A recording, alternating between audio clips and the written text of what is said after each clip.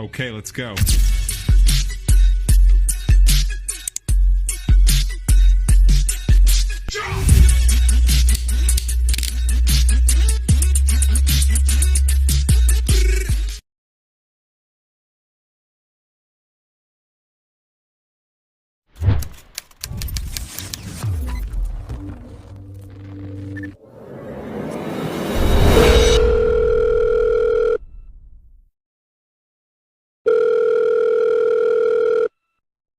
Oke. Mhm. Gimana kabar Kak? Kabar baik-baik. Oh iya, Di situ bagaimana? Kamu di mana nih? Bajau. Kalimantan Barat ya? Kalimantan Tengah Kak. Kalau Kakak di kota Kalimantan. apa ini? Di kota apa? Di Amerikanya? Kotanya kota New Orleans, Ah, provinsinya itu provinsi Louisiana, ya kalau kayak Amerika gitu kayak bagian-bagian gitu ya Kak ya dia. bagian Iya, bawah ya. Bagian bawah aku tetanggaan sama Texas. dekat sama Orang lebih Texas kita. kenalnya tuh ya Texas yang gede-gede lah ya. Iya. Kita state-nya nggak terlalu gede sih. Oke, udah lama di sana ya Kak ya? Udah berapa lama? Aku tahun ini 10 tahun. Udah lama banget. Sudah lama ya. Iya, 10 tahun. Sudah 10 tahun Oke. sudah. Tapi masih bolak-balik Indonesia, pulang gitu. Belum. Kita masih prepare untuk mungkin tahun depan. Kalau Tuhan izinkan tahun depan, kalau enggak 2 tahun lagi. Kita nunggu anak-anak dulu. Oh gitu. Keluarga semua udah diboyong di Amerika semua ya? Enggak. Kalau keluarga aku masih di Indonesia. Kalau Ah, suami tuh ada abang ipar di sini, mertua bolak-balik ke sini. Terus ada satu lagi di Indonesia, di Bali. Berarti Tapi mereka dulunya di sini. Dulunya Oh ya. sekolah di sini, terus ada yang udah menikah tinggal di sini, terus ada yang udah selesai sekolah terus balik lagi ke Indonesia. Dari 10 tahun itu memang nggak ada pulang ke Indonesia? Belum. Oke. Makanya tuh kalau udah kangen banget mau pengen pulang aja nih. Kalau aslinya mana Kak? Di Indonesia dulu? Aslinya aku dari Medan. Oh dari Medan. Kuliahnya Dari juga dulu Medan di ya. Medan juga ya?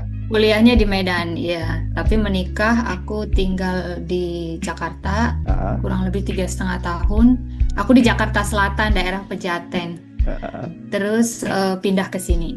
Jadi di Jakarta nggak lama. Jadi paling lama tuh di Medan sama di sini. Langsung ikut suami ke Amerika gitu ya? Langsung ikut suami, ya. Backgroundnya perawat kan ya Kak ya?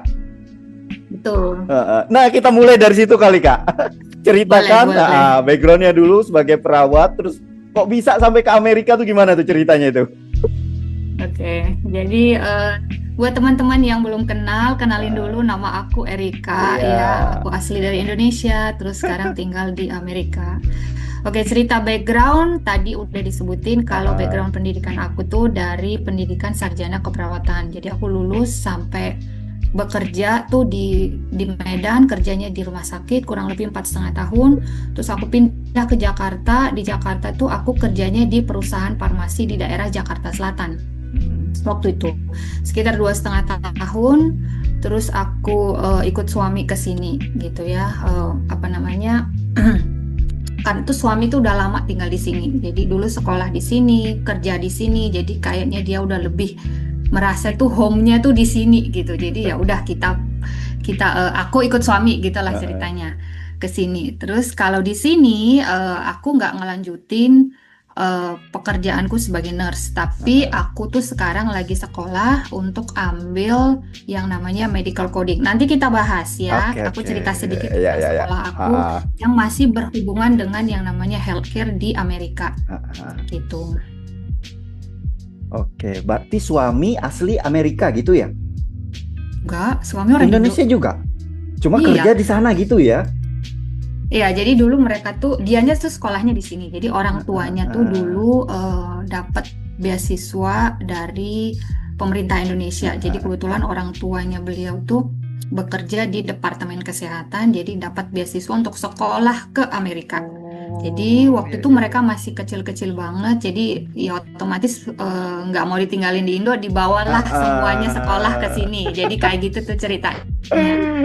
Jadi Udah itu selesai S2 balik lagi ke Indonesia, terus dapat kesempatan untuk ambil S3 lagi, balik lagi ke Amerika. Ya, ya, ya. Jadi bolak-balik, terus waktu yang terakhir mereka ambil S3 tuh mereka udah sekitar 16-17 tahun sudah mau masuk yang namanya universitas. Heeh. Jadi orang tuanya daftarin universitas di sini, ya jadi sekolahnya di sini, orang tua balik ke Indonesia, kayak gitu. Berarti sepanjang karir kehidupannya lebih lama di sana ya Kak ya? Iya, jadi kalau boleh dibilang tadi kan aku udah bilang ya, jadi ngerasa tuh Rumahnya di rumahnya situ. tuh kayak Iya, di iya, iya. sini gitu. Oke, oke, oke. Dibandingkan dengan Indonesia lebih lama tinggal di sini. Jadi udah lebih tahu sistem di sini, udah ngerasa enak di sini, udah kerja di sini, udah tahu situasi seperti apa. Dan pernah sih tinggal di Indonesia berapa tahun, tapi kayak ngerasa tuh kayak ada banyak banget yang beda gitu. Jadi aku lebih baik balik ke Amerika lagi deh, kayak gitu. Oke, Kakak tadi ada sebutkan sedang kuliah, sekolah lagi gitu. Itu masih berkaitan sama Betul. kesehatan ya, Kak? Betul. Jadi aku ambil sekolah yang namanya medical coding. Jadi medical coding itu lebih mirip-miripnya kalau di Indonesia itu buat ngurusin asuransi gitu. Tapi kerjanya bukan hanya ngurusin asuransi. Jadi kalau kayak kita di rumah sakit kan ada petugas yang ngurusin asuransi ya, Ya, yang sendiri. verifikasi kalau datang gitu kan, ini asuransinya masih aktif atau Ya, enggak ya, ya. aktif. Terus ada beberapa tindakan-tindakan medis yang harus di-approve oleh petugas medisnya gitu atau petugas asuransinya. Jadi mirip-mirip kayak gitu. Oke. Kalau di sana Jadi itu memang namanya medical coding. Jadi tugasnya kita kalau di sana itu memang ada profesi khususnya ya, Kak ya? Kerjaan yang kayak gini. Kalau kayak di Indonesia jadi kan terpisah. kadang perawat itu juga merangkap sebagai itu, kadang diambil dari gitu kan. Kalau di Indonesia nggak ada kan profesi ini. Ya.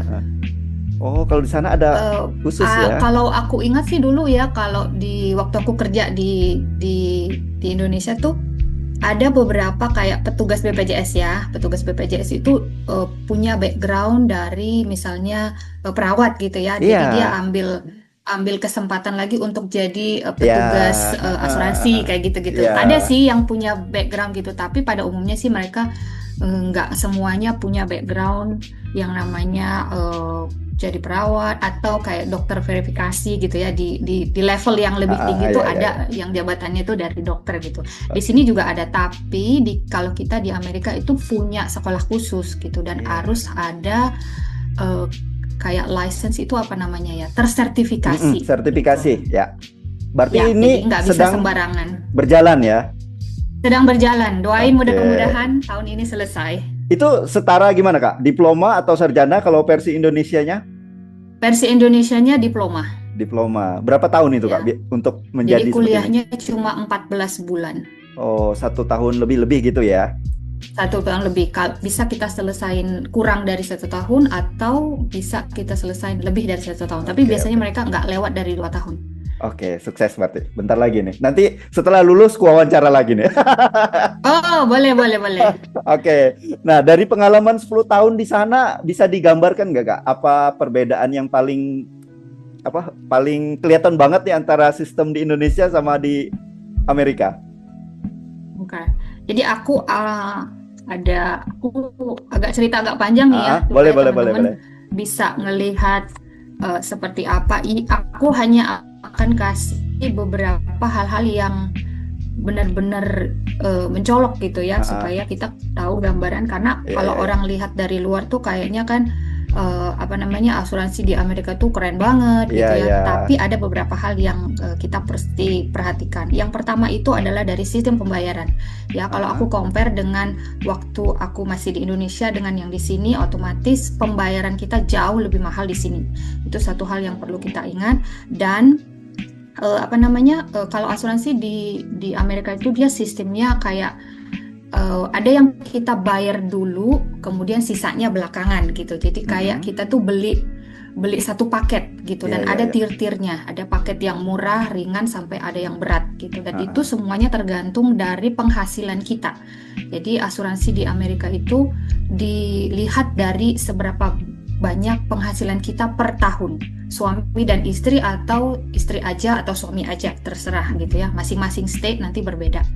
Nah, kalau di Indonesia kan kita ada boleh sebut lah ya Iya, BPJS gitu ya. BPJS. BPJS kan ada buat yang tidak mampu dan ada yang BPJS premium juga gitu. Kalau aku Iya. nggak salah ya, Di tapi kelas-kelas kan ada kalau kelas salah 1, boleh kelas 2, kelas 3 gitu kalau dicek Indonesia. lagi nanti. Ya, di Ya. kelas-kelasnya, ya gitu.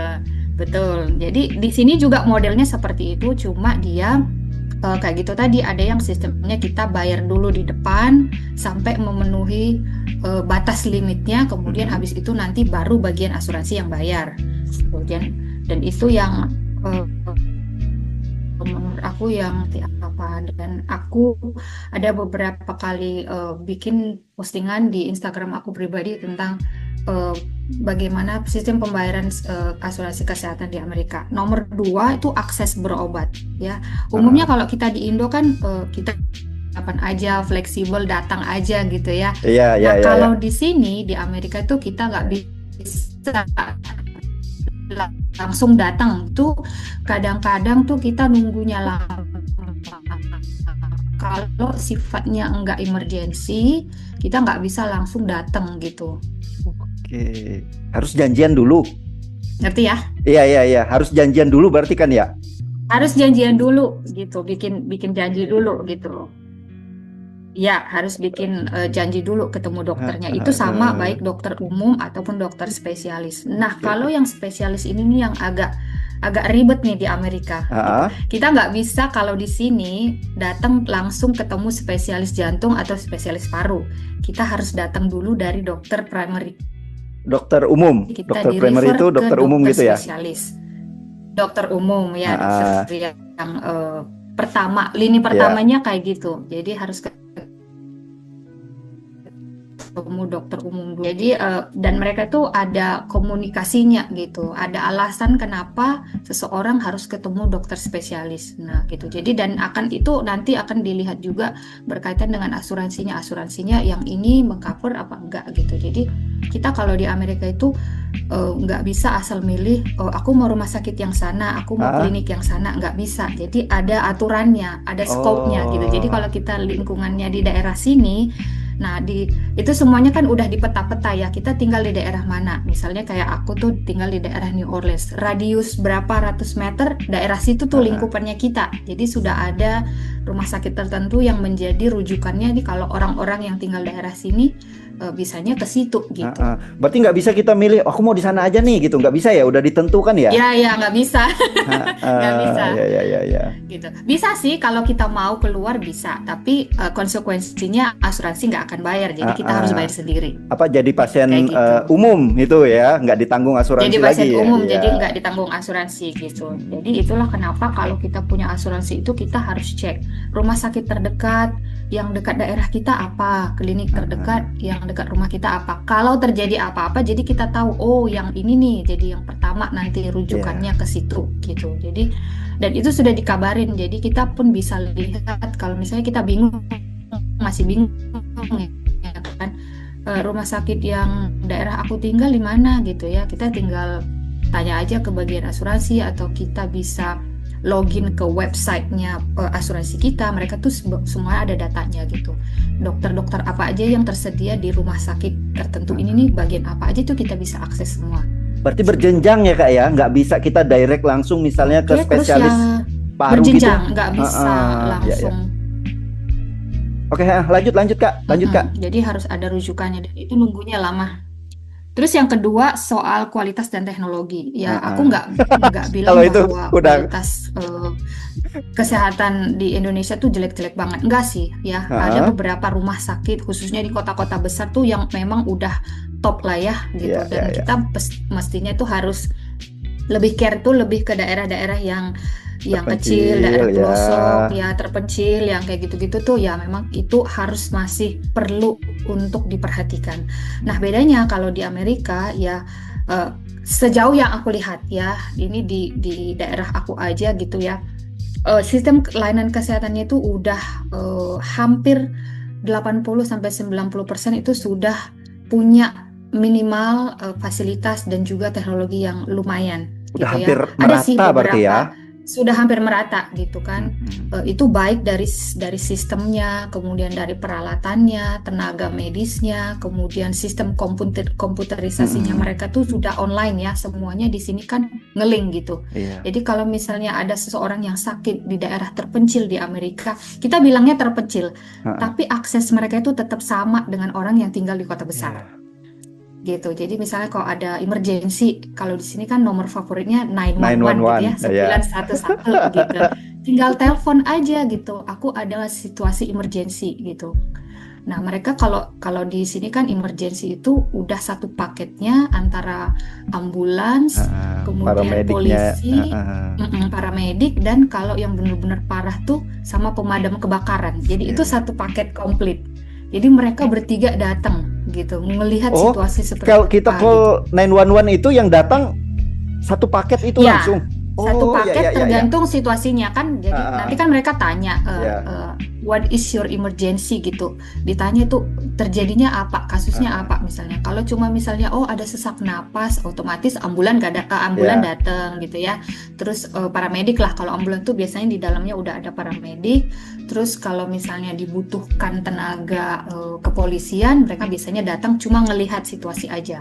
Nah, pemadam kebakaran nggak datang karena emang situasinya cuma Bukan. sesak Ya, ya. napas ya, gitu ya. Tapi misalnya ada kejadian misalnya, oh rumahnya kebakaran gitu ya. Situasinya heboh banget. Otomatis yang 3 paket itu tuh Ya. sekalian datang, Langsung. langsung datang. Oke.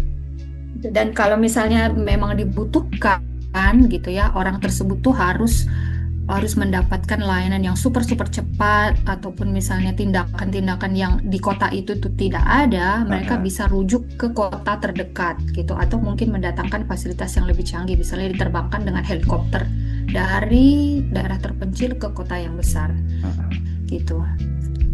Nah, itu dari segi fasilitas ya, itu Sama sudah satu paket teknologinya. dengan yang namanya teknologi, kemudian sumber daya manusianya ya, ketersediaan dokter spesialis, ketersediaan dokter sub spesialis, itu semua sudah kalau aku bilang sih sudah ada ya di daerah terpencil Bahkan sampai sekali. terpelosok sekalipun udah tercukupi ya.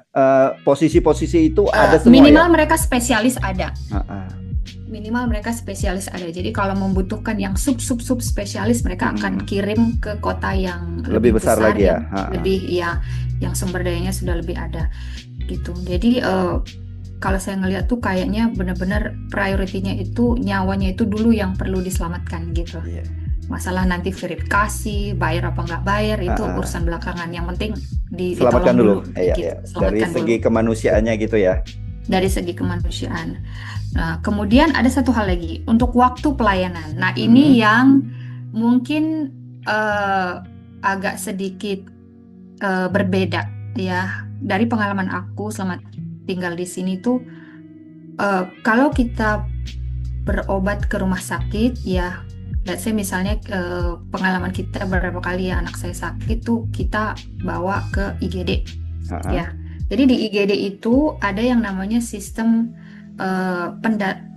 pembagian dari kasus kedaruratannya. Jadi kalau kita datang ke IGD, ke emergency room, kalau memang dia enggak benar-benar parah banget, tidak mengancam jiwa, kita akan tetap nunggu lama gitu. Beda tetap kalau mungkin prioritas ya, pakai di prioritas, ya. pakai prioritas. Bukan gitu berdasarkan antrian. Bukan berdasarkan antrian. Ya. Gitu.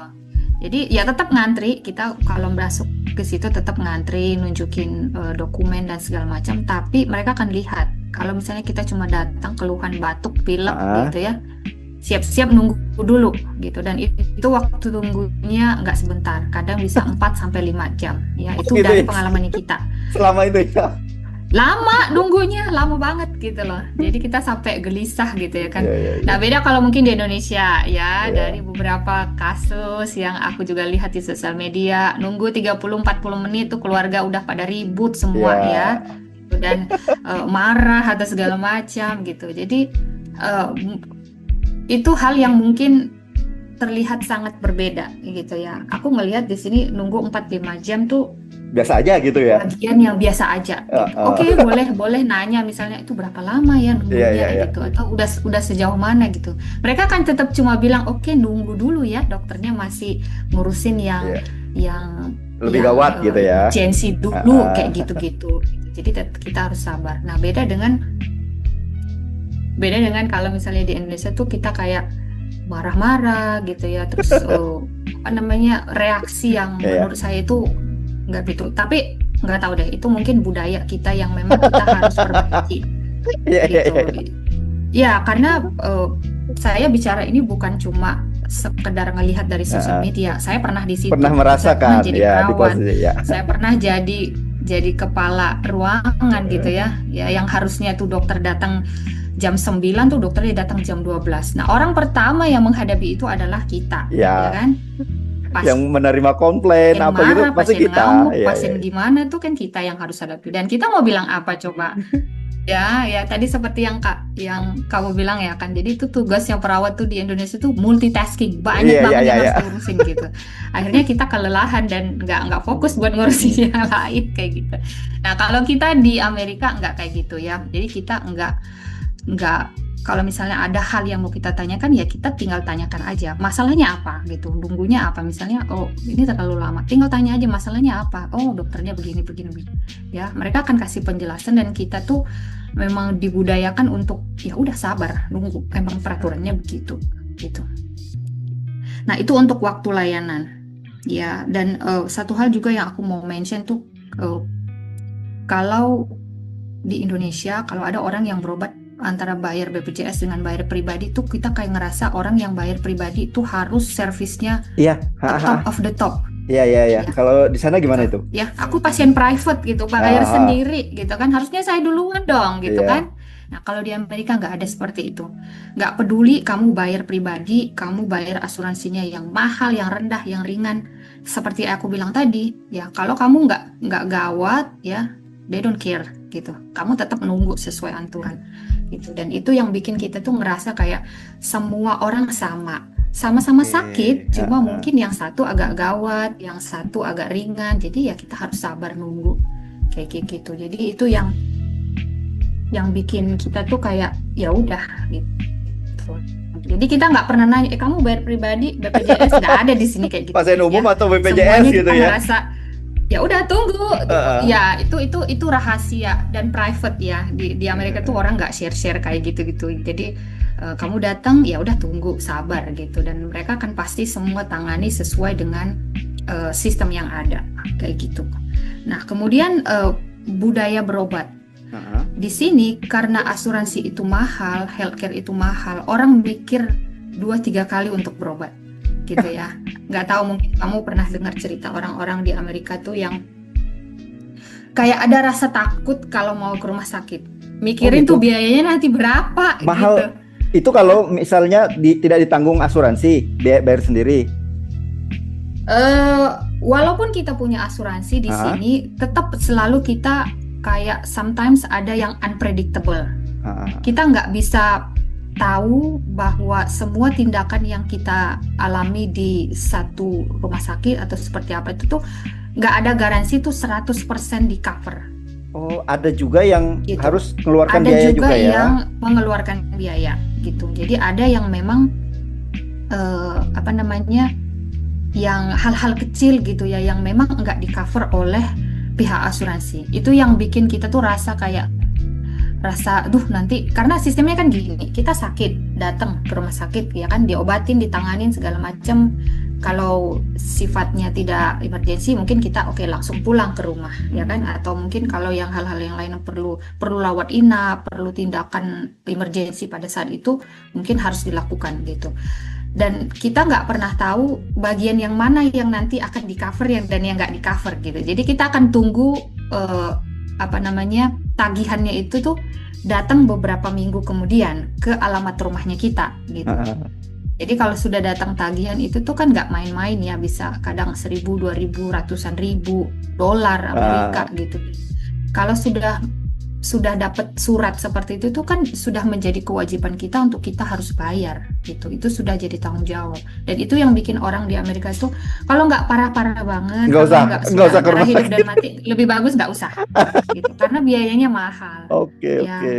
dan nggak semua juga orang punya asuransi. Kalau di tempat tinggalnya aku, peraturan pemerintahnya boleh tidak punya asuransi gitu. Jadi misalnya kayak anak-anak yang baru tamat SMA gitu ya, baru mulai kerja Ya, nih, ya, ya. baru umur 20 Merintis, gitu baru ya kan, merintis gitu. merintis gitu. Mereka ngerasa kan, masih muda ya, ngapain Ya. beli asuransi mahal gitu kan, Ah, toh masih sehat gitu. Tapi kan kita nggak pernah tahu ya, kapan ya, kita ya. sakit, kapan kita mengalami yang tabrak orang Ya, ya. atau ya yang kayak gitu ya kan, kita nggak pernah tahu gitu. Dan kalau kejadian seperti itu, dia misalnya dia nggak punya asuransi, otomatis dong biayanya akan double kayak gitu. Nah itu yang bikin orang tuh kayak ya Kalau bisa, berarti sudah harus bayar gitu. Oke. Kalau berarti asuransi ini nggak wajib-wajib banget ya di sana, boleh apa ya, sunah aja gitu. Kalau yang mampu ya, kalau yang Ya enggak, kalau itulah kenapa sebenarnya itu kan kayak kesehatan itu kan kayak aku bilang tadi, kita nggak pernah tahu kapan kita sakit ya, baik itu anak-anak, orang dewasa, orang tua apalagi gitu. Itulah kenapa di beberapa provinsi, di beberapa state itu mereka mewajibkan seluruh penduduknya punya asuransi. Jadi asuransi itu kita bisa beli sendiri, kita bisa dapat dari tempat kerjaannya kita gitu, bisa kita dapat dari tempat lain gitu. Jadi itu kita bisa punya banyak option gitu. Kalau memang kita nggak mau beli sendiri dari pemerintah langsung gitu, beli sendiri terlalu mahal gitu, ada dari tempat kerjanya kita. Kalau tempat kerja itu kan biasanya mereka 50-50 ya, kamu bayar setengah, perusahaan bayar setengah gitu. Jadi nggak terlalu berat kan gitu. Jadi bisa save money gitu. Jadi optionnya di diri kita sendiri. Tapi kalau di tempat aku kerja itu masih diperbolehkan untuk tidak punya asuransi. Kalau dari sudut pandang pekerjanya sendiri Kak, gimana Kak? Untuk misalnya kita ambil profesi perawat nih ya, perawat di sana tuh kalau dari gaji gimana tuh gambaran secara umumnya? Kalau gambaran gaji, aku boleh bilang masing-masing provinsi berbeda. Tapi pada umumnya ya, kalau yang perawat di sini kan ada tingkatan-tingkatannya ya. Dari perawat pemula gitu, aku bisa kasih sebentar, aku ada tulis kemarin gitu. Dari yang mulai perawat dasar ya, namanya CNA, Certified Nursing Assistant. CNA. Ya, itu yang kalau kita di Indo itu diploma 3. Diploma 3. Diploma 3 ya. Jadi pekerjaannya yang basic gitu, yang bantuin pasien, bantuin dokter dan segala macam. Nah, kalau yang itu tuh seberat-beratnya kerjaannya mereka itu, gaji mereka itu lumayan. Ya, beberapa aku sebut ininya nggak sih? Aku kasih gambaran umum aja ya. Iya. Ya, jadi biasanya kalau di tempat aku tinggal itu biasanya mereka dimulai dari 17 sampai $20 per jam. Hitungannya kalau di sana per jam gitu ya kerjanya per ya? Jam. Ya, per jam. Dan kita gajiannya di sini kan 2 kali 1 bulan, jadi per 2 minggu. Gitu. Jadi dan itu tergantung berapa jam kita kerja. Jadi ibaratnya kalau misalnya kita kerja 30 jam 1 minggu, ya tinggal dikaliin aja 30 dikali $20 per jam. Jadi itulah pendapatan selama 1 minggu. Kemudian dikali 4, itulah pendapatan selama 1 bulan. 1 bulan. Nah, itu untuk yang level CNA paling bawah, CNA. Nah, kemudian kita masuk ke RN, Register Nurse. Register Nurse ini dia pendidikannya selama 2 tahun gitu ya, 2 tahun, dan dia sudah ada gelar RN-nya, Register Nurse gitu. Kalau ya. Indonesia berarti apa itu Kak? Kalau Indonya bilang perawat, tapi dia perawat yang sudah bersertifikasi. Jadi dia sudah ada license number-nya. Gitu. Nah, pendidikannya itu tadi ya kayak gitu, 1 sampai 2 tahun. Jadi kalau di Indonesia aku nggak tahu mau masukin kategori mana nih. S1 antara di bawah D3 dikit, sama S1 belum, di tengah-tengah gitu, ya. Tengah-tengah ya. Diploma 4 kali ya. Kayak gitu dah. Tapi aku rasa di Indonesia kalau untuk perawat belum ada diploma 4 ya. Oke, kemudian itu yang register nurse. Kalau register nurse itu dia ada yang sub spesialisasi. Ada yang kerja generalnya di rumah sakit, ya langsung kontak dengan pasien dan berkolaborasi dengan dokter. Nah, kalau itu tuh dia ada yang sekitar 25 sampai $30 per jam. Tuh, dan itu tinggal 25 dikalikan aja berapa dolar per jam. Ada Berapa jam per weeknya. minggunya. Ya, Ada maksimal berapa jam jam per ya Kak? minggu. Ada maksimalnya berapa Itu jam? tergantung pihak yang memberikan kamu kerja. Pada umumnya sih kalau register nurse itu sudah kerja di atas 40 jam. Ada yang maksimalnya 40 jam. Kalau Maksimalnya dari 40 jam. departemen labor, departemen apa namanya kalau kita di sini? Ketenagakerjaan ya. Ah, Departemen of Labor kan kita rata-rata kerjanya 40 jam satu minggu. Itu yang Ya, ya, normal ya. ya. Tapi kan kalau di rumah sakit itu bisa kadang-kadang mereka kurang staff gitu, dipanggil Jadinya long untuk kerja shift. ekstra. Ah. Ya long shift kayak gitu. Tapi Itu jadi hitungannya masuk lembur nggak Ya. gitu? Yang misalnya ada kelebihan Yes. jam gitu. Yes, kalau di Amerika itu kalau kita kerja lebih dari 40 jam, ini nggak hanya Ah. perawat ya, Ya, kerja semua tempat ya. lain juga kalau lewat dari 40 jam maka gajinya 1,5 gaji, Ah. 1,5 kali gaji. Oh, Jadi gimana? kalau misalnya Kalau $20 lewat, per jam, ulangi tadi Kak, kalau lewat dari kalau lewat dari 40 jam, jadi kita menit ke 41 Ah. jam berikutnya itu kita dibayar dihitung. 1,5 gaji. Mantap ya. Jadi kalau kita 1,5 kali gaji. jadi kalau kita misalnya $20 per jam, ya di jam selanjutnya kita dibayar $30 per jam, 1,5 gitu. Jadi kalau misalnya overtime, namanya di sini overtime ya. Kalau overtime-nya kita ada 20 jam satu minggu, berarti 30 kali 20 jam. Besar ya Gitu. lemburannya Kak? Besar. Ya. Lembur 1,5 kali gaji ya. Jadi kalau di healthcare itu tuh lumayan. Tapi itu sebanding dengan pekerjaan mereka. Jadi requirement-nya kan berat ya. Capeknya itu kebanding dong dengan harga yang harus mereka bayar. Iya. Kak, bentar Kak. Ini di tempatku lagi hujan besar banget ini, lagi deras angin. Kalau tiba-tiba mati lampu, harap maklum ya. Tempatku masih di desa banget. Di desa banget ini Kak. Bisa mati lampu. Gak apa-apa. Oke, lanjut Kak, lanjut. Oke, itu kalau sudah level mana tadi kita? Register nurse. Register nurse. Oke, masuk level register nurse kita ada nurse practitioner. NP, nurse practitioner. Nah, kalau nurse practitioner itu dia sudah level sarjana, ya. Jadi dia bisa Bachelor Science of Nurse, sarjana keperawatan, atau dia bisa S2 keperawatan, atau bahkan S3 keperawatan. Gitu. Jadi bedanya apa dengan RN? Nurse practitioner ini biasanya dia lebih spesialis. Jadi kalau di Indonesia saya belum nggak tahu deh regulasi kita seperti apa di sana. Ada sih yang namanya perawat subspesialis jantung atau seperti keperawatan apa jiwa, kayak gitu-gitu. apa gitu Iya, ada. keperawatan jiwa ada ya, tapi dia levelnya S2 atau S3 S2. kalau saya nggak salah. S2 Kak. Nah, S2 ya. Kalau di sini dia masih bisa di level nurse practitioner. Jadi mereka itu kerjanya lebih spesialis. Gitu. Jadi waktu sekolahnya bisa ada yang 4 sampai 6 tahun. Oke. Itu di level sarjana ya kalau di sana. Sarjana, nurse practitioner, dan makin kita tinggi otomatis gajinya makin gede. Nah, kalau sudah di level nurse practitioner, dia gajinya itu sudah di atas dari $100,000 per tahun. 100 US dollar. Gitu. Bayangin aja $100,000. Banyak banget itu. Gitu ya.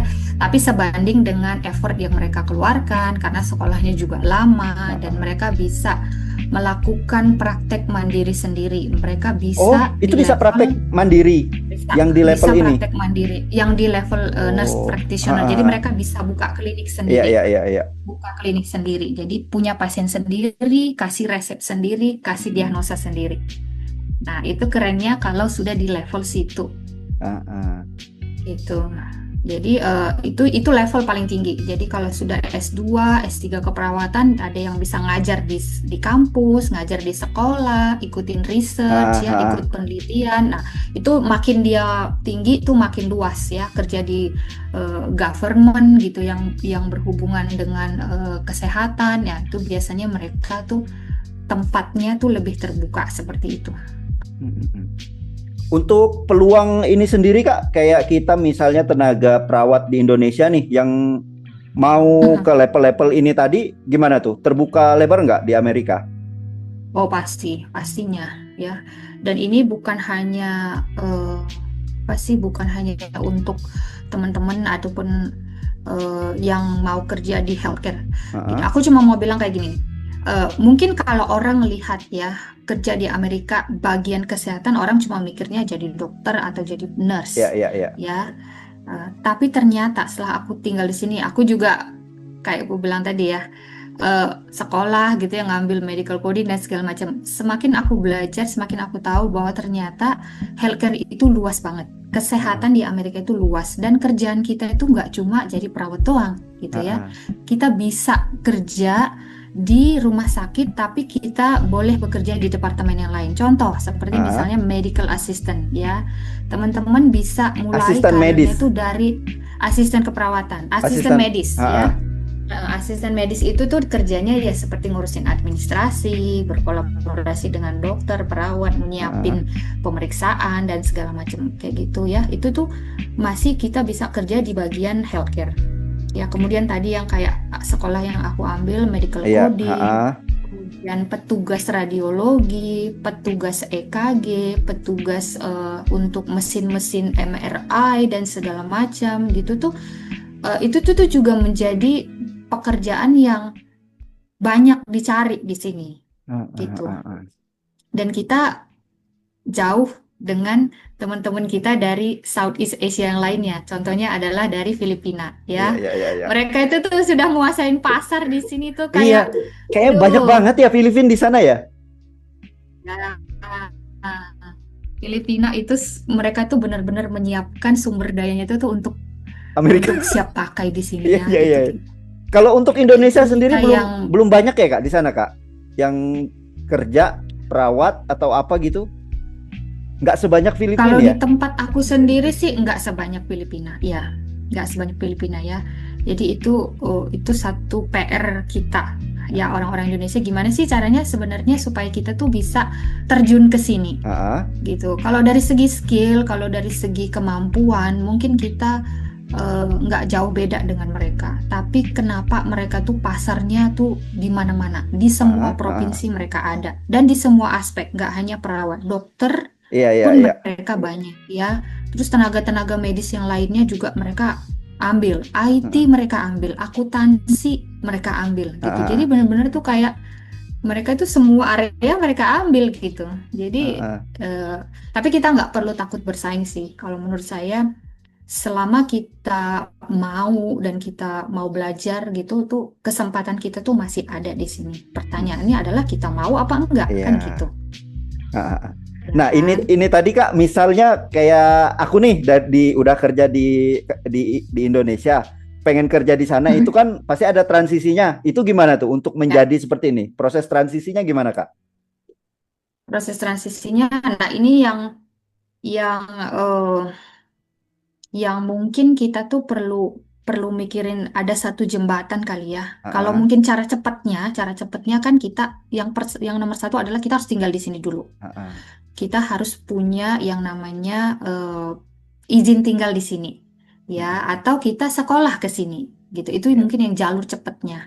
Ya, kalau kalau yang sudah tinggal di sini seperti saya, yang ah, sudah menjadi apa namanya permanen resident di sini tuh, ya kalau kita sudah punya itu, otomatis kita sudah punya yang namanya dokumen seperti kartu penduduk, kemudian kita sudah punya izin untuk melamar pekerjaan di sini, ya tinggal lamar aja ah, ah, gitu. Atau kita sekolah dulu ya buat teman-teman yang mungkin mikirnya gini, saya perawat di Indonesia, gimana caranya supaya kerja di Amerika? ah, ah. Ya, oke. Yang pertama kalian harus punya dulu yang namanya skill. Baik Skillnya dia di itu skillnya itu baik dari kita tuh mau mau mau kemana gitu. Itu mungkin yang kita perlu perlu cari tahu. Goalnya kita mau kemana? Mau kerja di bagian healthcare atau kita mau kerja di bagian lainnya yang mungkin masih berhubungan gitu. Karena kalau untuk yang kerja di rumah sakit itu tuh peluangnya masih banyak, tempatnya masih banyak gitu. Cuma mungkin kendalanya salah satu adalah nomor satu bahasa Inggris, Iya, iya, kemampuan iya. bahasa Inggris kita yang masih sangat-sangat minim. Nah, Dan ini itu. bisa dipelajari. Iya, iya, iya. Dan itu mungkin kalahnya kita sama Filipina itu juga kali ya, Kak ya. Kalau Filipin kan bahasa Boleh Inggris, sih, boleh aku bilang begitu. Ya, bahasa Inggris ya kan boleh udah aku jadi bilang begitu. bahasa nasional mereka kan. Ya, Heeh. jadi mereka itu udah apa? Balik Halo, lagi. iya, sesuai prediksi mati lampu kan. Oh gitu ya, ya. Kendalanya ya Oke. gini sih Kak, soalnya Hmm. memang tempat kerjanya kan di pelosok, jadi kadang listrik mati, jadi sinyal pun bisa ikut hilang juga gitu. Ya, otomatis pastinya. Ya, Tapi ya, kamu keren banget loh bisa bisa apa namanya bisa menghadirkan sesuatu yang ya, bikin kita untuk belajar ya. ya, Karena ya, ya, kita ya. kita mau goalnya. Saya juga sebenarnya gitu. Kalau ngelihat ada orang Indonesia di sini ya Ah, datang ke sini ya mau kerja mau ngapain tuh kayaknya tuh seneng banget ya. Ada ya, orang dari negara kita tuh pengen juga berjuang, pengen berbuat sesuatu gitu datang ke sini. Apalagi kalau misalnya ada banyak orang-orang yang kayak kita ini ah, gitu ya, tenaga medis yang mau ke sini gitu ya. ah, Jadi bukan hanya sekolah. Karena kalau sekolah itu sistemnya kayak gini. Kalau sekolah itu kan cuma knowledge aja ya. ya, ya, Dapat ilmu gitu ya. Sekolah, keren banget begini-begini, protap dan segala macam. Terus pulang ke Indonesia hilang mencoba lagi deh. untuk melakukan itu. Nah, masalahnya kan selalu kadang-kadang kita nggak dapat support. Bener nggak Iya, sih? iya, Kita iya, nggak benar Kak. dapat tempat buat Mm-mm. berbagi, nggak dapat tuh kayaknya kayak orang tuh kayak Nggak ada ide-ide wadahnya yang gitu ya. brilian gitu Ah, ada wadahnya gitu. Itu tuh mm-mm. kayaknya pemerintah nggak hanya Nggak pemerintah sampai sih. situ. Kita kayak ngerasa tuh nggak sampai ke situ, kayak ngerasa tuh kita orang aneh gitu. Padahal kita mencoba untuk membuat suatu gebrakan yang baru gitu. Iya, Dan iya, aku iya. pikir itu yang harus kita kasih space gitu ya supaya healthcare kita tuh maju gitu. Iya, Jadi kayak minimal close, nggak usah sebanding dengan Amerika. Kita cari yang dekat dengan kita. Contoh nomor satu adalah Malaysia dan Singapura. Singapura, Ya, iya. kenapa orang tuh rame-rame tuh ke Singapura, rame-rame Mm-mm. ke Malaysia? Kenapa? Apa yang mereka cari Iya, di sana? Ya nggak sih? Gitu ya. Fasilitas kita ada. Ya, iya. mungkin dari segi customer service, dari segi layanan yang cepat dan waktu dokter ngejelasin tuh kita kayak, oke, semua yang aku tanya, dokter sudah kasih tahu, sudah kasih penjelasan. Dan pelayanannya cepat, 1 hari semua bisa beres. Iya. Udah pulang lagi ke Indonesia. Nah, itu kan yang orang Yang pengen lihat dicari, gitu. ya. Di Amerika tuh nggak kayak gitu-gitu banget juga, guys. Nggak datang semua dilayani, blak blak blak gitu ya. Tiba giliran sampai di rumah tagihan ratusan ribu dolar. Dia stres gitu kan. Iya, iya, iya. Gitu. Jadi kita mau cari sesuatu yang memang cocok dengan budayanya kita, orang Indonesia gitu ya. Kalau mungkin kita harus dipaksa memodernisasi seperti mereka, mungkin belum siap gitu. Iya, iya, Tapi iya. coba kita belajar dengan negara tetangga kita tuh yang mereka tuh mendatangkan income loh dari sana. Kita buang uang loh ke sana, Iya, benar, benar, benar. Kayak ya Singapura kan? lah, nggak usah Kita buang, jauh-jauh gitu, ya, iya. gitu. Jadi itu menjadi bisnis healthcare bagi mereka gitu. Dan kita penduduknya banyak. Mm-mm. 200 juta orang berbondong-bondong ke Singapura, itu Iya. bayarnya kita rela bayar dolar Singapura gitu ya. Kenapa nggak kita bikin seperti itu di Indonesia? Jadi ya mudah-mudahan podcast-podcast kayak gini tuh bikin kita tuh kayak ya kita mau Menginspirasi lah, belajar bisa dan menginspirasi. mencoba untuk melakukannya di tempat kita. Sekalipun di daerah terpencil pasti ada yang bisa kita lakukan. Iya. Oke, oke. Tadi kita, halo? Kayak Halo? gitu. Ya, Oh ya, tadi kita putusnya Ya. sampai di ini ayo, Kak. Inggris. Gimana ya? Perawat Indonesia misalnya pengen Gimana? kerja sana, transisinya gimana tadi? Proses transisinya. Sampai situ kayaknya tadi putusnya. transisinya ya. Kita Ah, ulang ah. lagi ya. Iya, ulang lagi, ulang Jadi lagi. nanti rekamannya bisa komplit. Oke, jadi kalau kalau teman-teman yang memang berniat untuk mau kerja di Amerika, ya baik itu mungkin dari sekolah ataupun langsung mau terjun ke Amerika, yang pasti nomor satu kalian persiapkan diri dulu. Ya, untuk kerja di Amerika dokumen harus legal dan lengkap. Dokumen apa aja itu paling enggak kalian sudah punya izin tinggal di sini. Ya, Mm-mm. kemudian nanti ada yang namanya Social Security, kemudian ada punya kartu tanda penduduk seperti di sini kayak KTP lah kayak gitu KTP ya. Jadi kayak versi Social Amerika. Security itu tuh jadi kayak nomor ya, nomor kita untuk bayar pajak nanti ya. Ya. Itu kita harus punya di sini. Nah, itu kemudian kalau kita sudah punya itu, sudah punya skillnya, sudah punya ilmu dan juga untuk kemampuan untuk berbahasa Inggris, tinggal lamar aja gitu. Dan melamar itu kalau di Amerika jangan patah semangat. Tidak segampang begitu masuk langsung diterima ya. Ah, Standar untuk bisa kerja di Amerika itu sangat-sangat tinggi gitu. Mereka itu cari orang-orang yang emang bener-bener qualified untuk bisa kerja di sini gitu. Tapi jangan khawatir juga, jangan merasa kalau aduh bahasa Inggris aku kan jelek ya nah, gitu ya. Itu semua bisa dipelajari ya.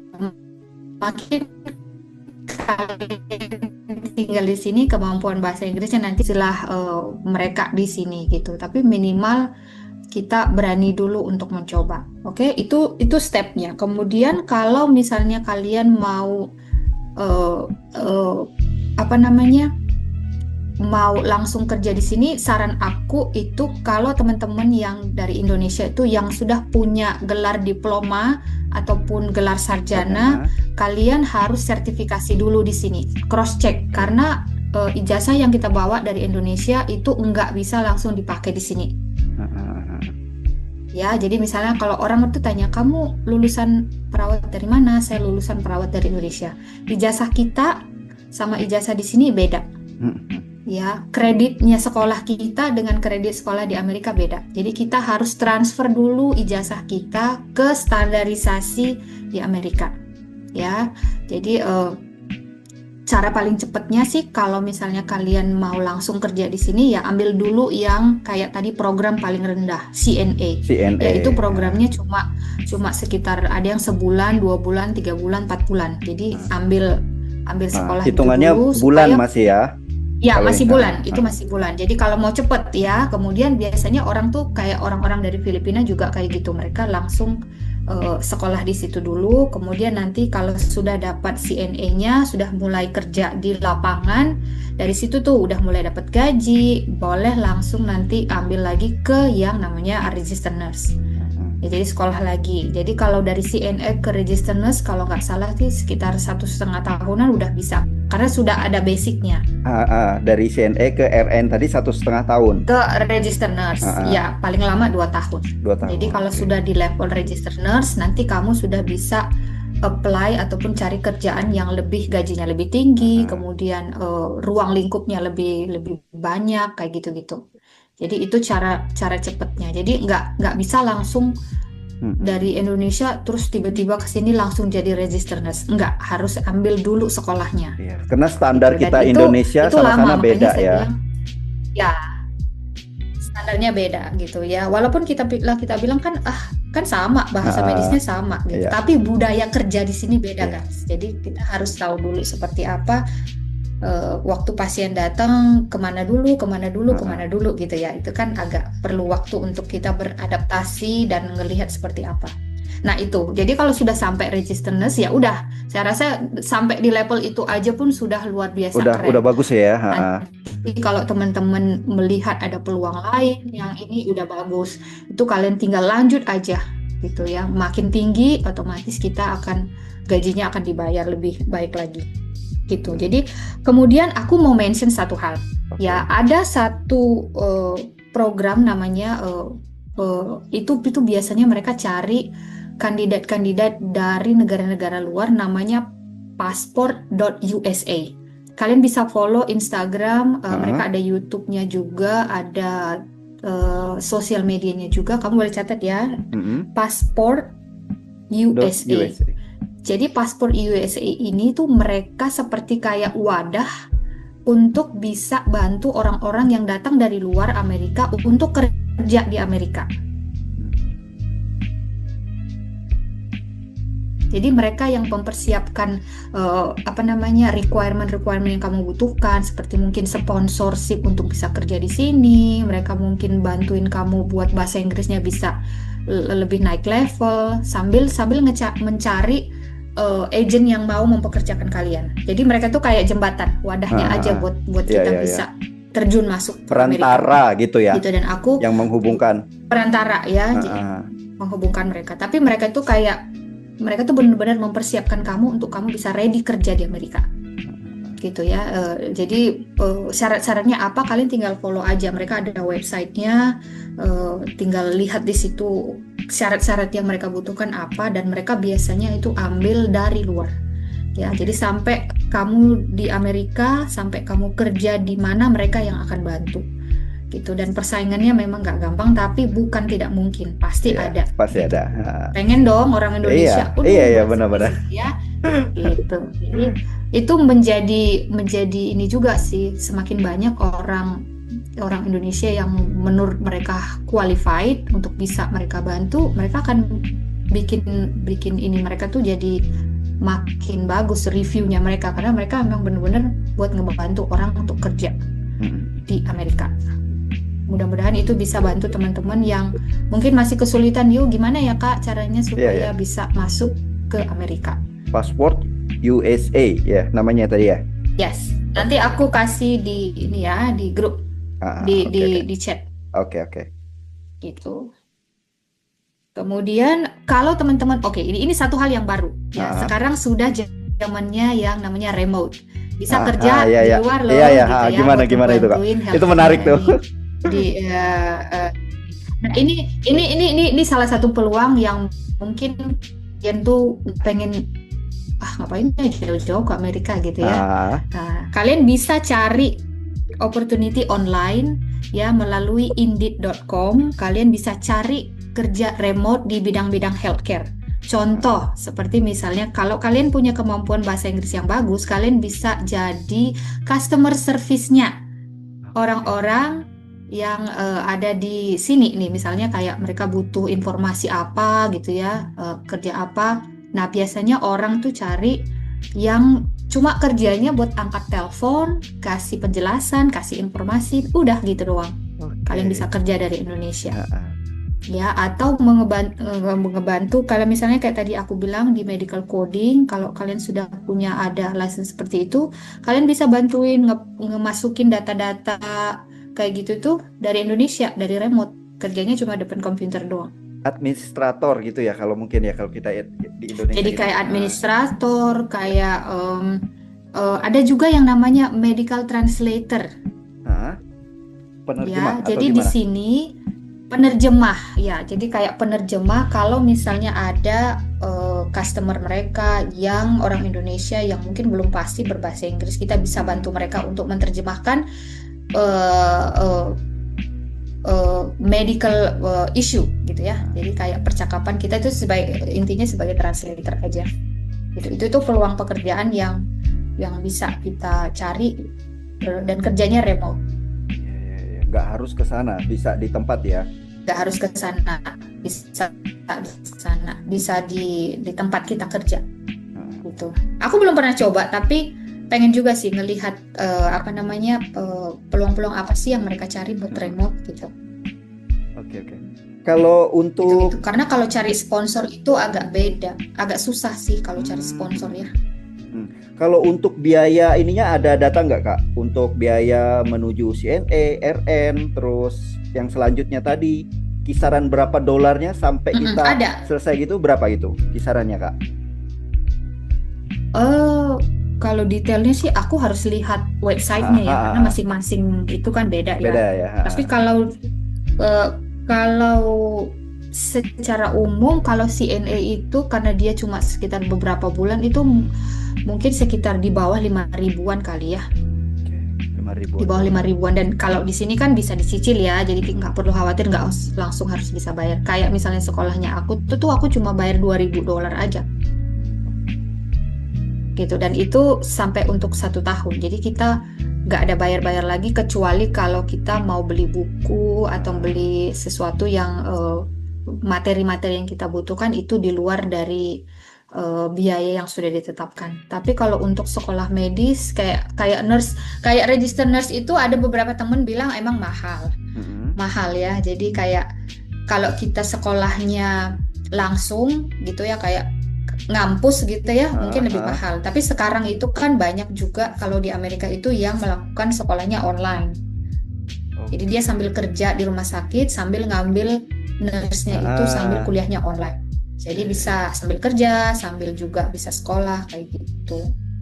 Kalau kita misal posisi udah kerja di posisi CNA ini tadi, bisa sambil kuliah untuk mengambil RN-nya ini berarti ya?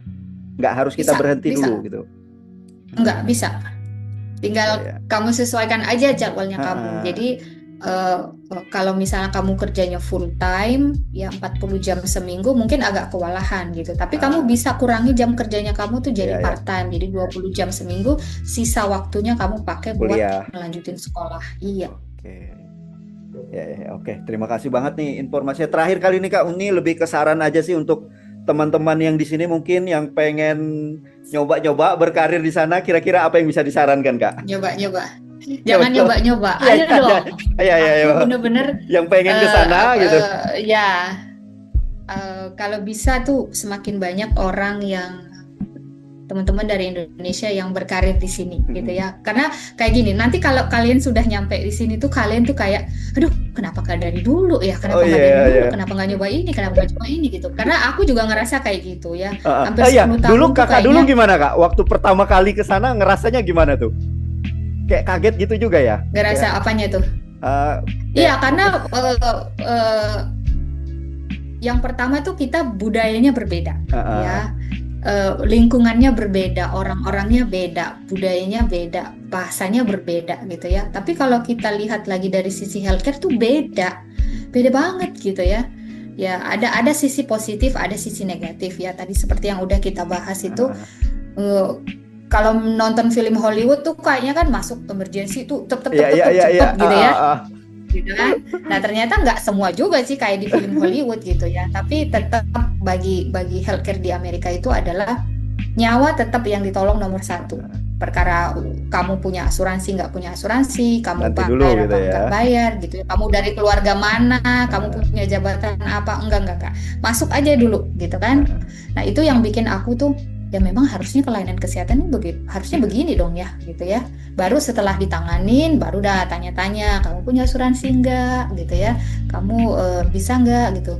Walaupun kalau misalnya kita bilang ya saya nggak punya asuransi, saya nggak bisa bayar, tetap akan mereka izinkan kamu pulang ya. Tapi konsekuensinya apa ya, kita kan selalu di sini ada namanya alamat rumah gitu ya. Mereka akan kirim tagihannya ke rumah. Dan kalau kita nggak bayar nanti masuk ke yang namanya debt collector.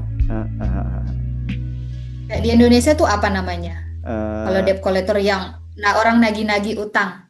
Iya gitu juga, sama nyebutnya debt collector gitu juga. Model-model gitu ya, debt collector ya. Iya. Jadi kita tuh diteleponin ya kalau kita nggak bayar ya, terus kita nanti diteleponin, didatengin ke rumah gitu ya. Kadang kalau sampai bener-bener yang kita tuh bandel banget nggak mau bayar, ya mereka bawa polisi gitu ya. You harus bayar ini.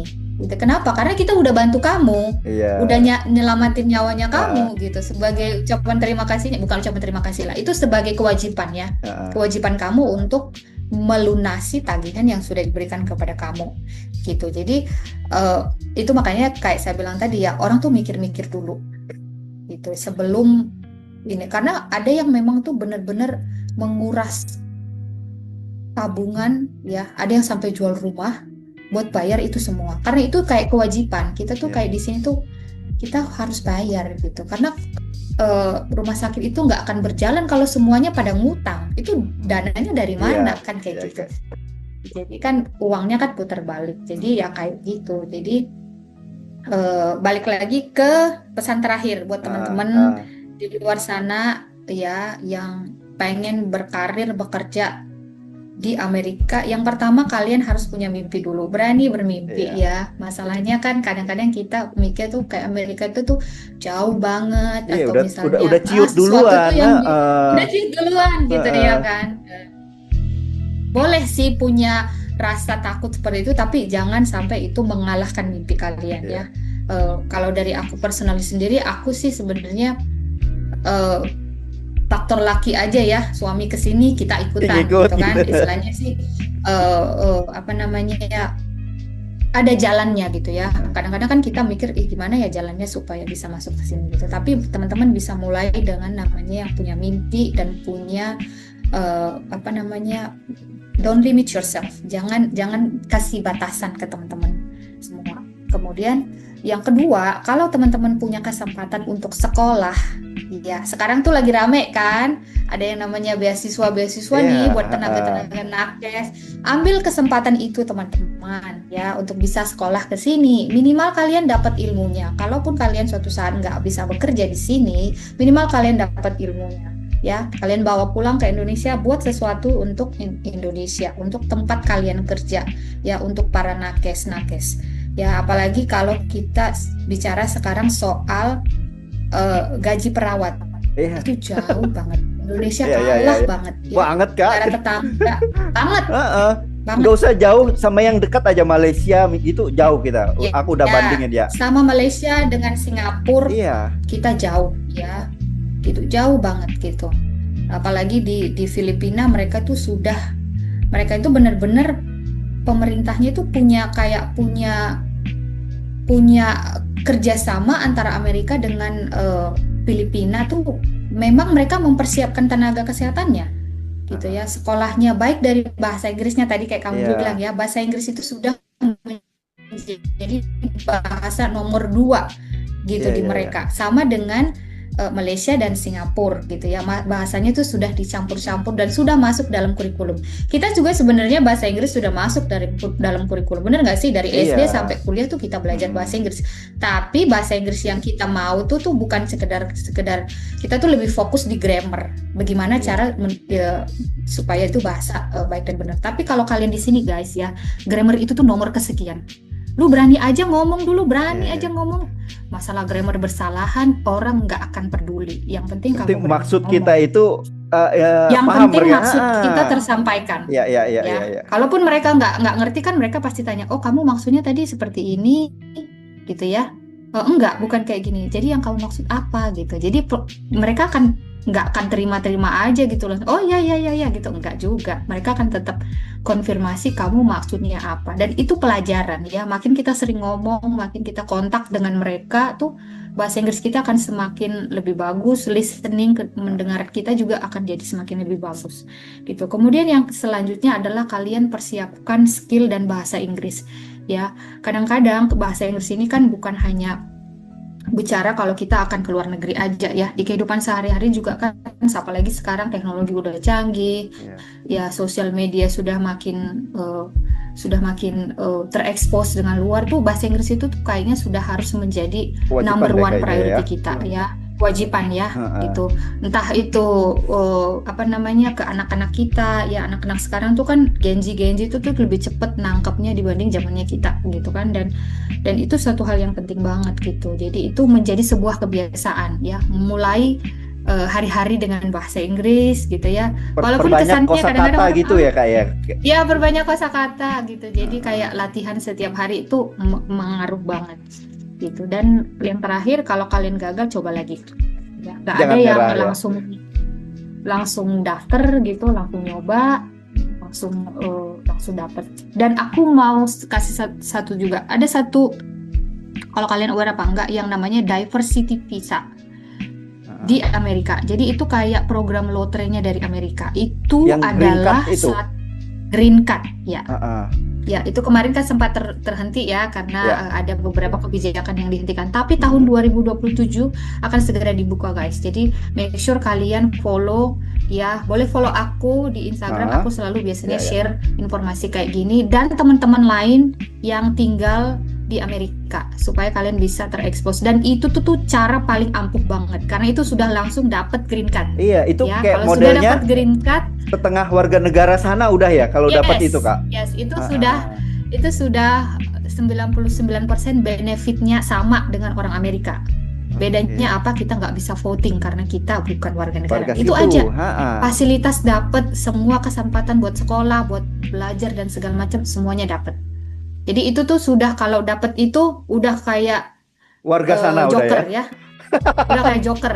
udah bisa Iya, cek iya, cek iya, cek iya. cek gitu. Itu untuk Teman-teman dapat lakukan. itu gimana itu, Kak? Itu Ada kita baik. harus daftar. Heeh. Ya, jadi itu biasanya pemerintah Amerika buka setahun sekali. Nah, tahun kemarin itu biasanya mereka buka sekitar bulan September atau Oktober setiap tahun. Ya, dan caranya ya kayak kita ngeplay bikin visa kalau mau ke Heeh. Amerika. Ada websitenya, kemudian kita masuk, daftar, isi semua. Dan karena sistemnya lotre, jadi kayak undian. Untung-untungan Ya, kan banyak-banyak jadinya. doa, Iya. nama kamu keluar gitu. Iya, iya, iya, iya, iya. Jadi kalau nama kamu keluar, udah dah. Itu Heeh. sudah berkat banget dan Iya. kamu tinggal mempersiapkan diri kamu untuk berangkat ke Amerika. Tapi itu pun masih melalui yang namanya wawancara ya, karena Heeh. mereka itu kan nanti wawancara dulu di kedutaan besar di Indonesia, kedutaan besar Amerika di Indonesia untuk memastikan kamu ready untuk berangkat ke Amerika. Jadi kalau sudah sampai di Amerika nanti sudah mereka akan kasih semua dokumen yang kamu butuhkan, Social Security, kamu bisa Heeh. apply untuk KTP, untuk bank dan segala macam dan bisa punya akses untuk sekolah, langsung melamar kerja. Itu tuh jadi kayak ya udah, udah dapat kartu itu tuh udah Iya, kayak iya, iya. ya udah. Aku kayaknya Itu salah satu siapa ya? ini Kayak ada juga konten creator gitu. Kayaknya dia dapat green card itu deh. Siapa ya namanya lupa aku. yang Ini chef juga di. bukan? Iya, iya benar. Ha. Iya itu ya. Itu dapat green card ya dia ya. Yang chef. Ha. Ya, ya, Oh. Teddy. Iya, ya benar. Ya, ada Heeh. beberapa sih. Ya, ya, dia yang lulusan Master Chef ya. Iya, iya, lulusan Master Chef. Ya, lulusan Jadi Master Chef modelnya kayak gitu. gitu ya Jadi dia dia ya. dapat dapat green card dan kebetulan dia backgroundnya adalah di chef ya. Heeh. Dia juga Memang dibutuhkan lulusan juga di situ jebolan kan. master ya, lulusan Heeh. master itu chef dan dia sudah ada ininya gitu loh, sudah ada panggungnya karena kan sudah lulusan master chef tuh itu tuh kayak kredit loh ya. Jadi kalau Heeh. teman-teman di Amerika tuh mikir kalau misalnya kita tuh yang datang dari Indonesia ya, mereka tuh sangat appreciate dengan apa yang namanya riwayat pekerjaan kita. Ya kamu dulu kerja di Indonesia sebagai apa gitu? Oh aku dulu chef, aku pernah masuk jadi daftar ini loh gini-gini. Heeh. Oke, di sini kamu bisa kerja yang relate ke situ. Jadi kita pun kayak gitu. Kalau kita misalnya dapat green card itu, kamu kerja di Indonesia sebagai apa? Aku kerjanya perawat. Kamu kerja perawat tuh di bagian apa? Gitu. Oh, aku punya pengalaman kerja di perawat kateterisasi gitu. Wah, itu Heeh. keren banget. Itu kalian tuh sudah bisa masuk kerja di bagian kateterisasi jantung, di cath lab gitu-gitu ya. Jadi perawat Heeh. tinggal nambahin dikit-dikit aja Iya. ilmunya dan pengalamannya tuh kita bisa udah sejajar dengan mereka gitu. Jadi itu tuh keren banget pengalaman-pengalaman kayak gitu tuh mereka tetap hargai walaupun kita dari luar ya mereka tetap hargai Oke. pengalaman kita. Oke, terima kasih banyak nih Kak udah berbagi Terima pengalaman, kasih, berbagi saya loh yang informasi. terima kasih. Aku yang terima kasih nih. Aku maaf loh, putus tadi. Terima kasih juga. Mati lampu, mati lampu. Nggak Ini apa-apa. masih belum nyala, masih pakai It's genset okay. ini. Oh, oke. Oke. Ya, nggak apa-apa. Itu hal-hal yang cukup kita maklumi kalau di Iya, ya. Indonesia. Apalagi kayak aku kan di Kalimantan. Jadi Indonesia bagian Indonesianya lagi gitu. Oke, Oke. oke. Makasih loh Kak Ya, ya. aku juga Ah, terima kasih udah dikasih kesempatan untuk sharing pengalamanku. Yang pastinya sih banyak yang aku mau ceritakan ya, tapi mm-mm. ini karena kita related kepada healthcare, aku akan cerita di related yang masalah di Oke. healthcare dan apa namanya buat teman-teman yang mau tahu cerita lain di luar daripada healthcare, teman-teman boleh follow Instagram aku dan sosial media yang lainnya. Aku biasanya sih cerita di situ Iya, ya, di seperti Instagram apa. ya. Jadi di Instagram cerita tentang seperti apa dunia Amerika. Jadi nggak semua seindah yang di Hollywood ya, Oke, oke, oke. kayak gitu-gitu. Oke. Dan Ini terima kasih juga buat kamu ya, apa namanya, tetap berkarya di sana sekalipun ya, dengan PR kita keterbatasan yang banyak. ada ya. Oke, oke, oke. Keterbatasan ada dan aku salut banget ya walaupun keterbatasan itu tuh kadang-kadang bikin kita tuh kayak nggak mau maju tapi itu bukan alasan ya kita bisa berbuat sesuatu kita bisa melakukan sesuatu yang mungkin menurut kita nggak ngimpact tapi orang dengar-dengar kayak gini aja gitu dan orang makin kenal Mm. kamu gitu tuh ngimpact banget. Oke, oke, oke. Sip. Nanti kalau aku butuh nanya apa sesuatu ku chat nanti ya Kak ya. Siap, Boleh. Oke, oke, boleh, boleh. makasih. Salam untuk keluarga Terima di sana loh kasih Kak. loh. Oke. Sama-sama, selamat Selamat malam. selamat pagi. Selamat pagi.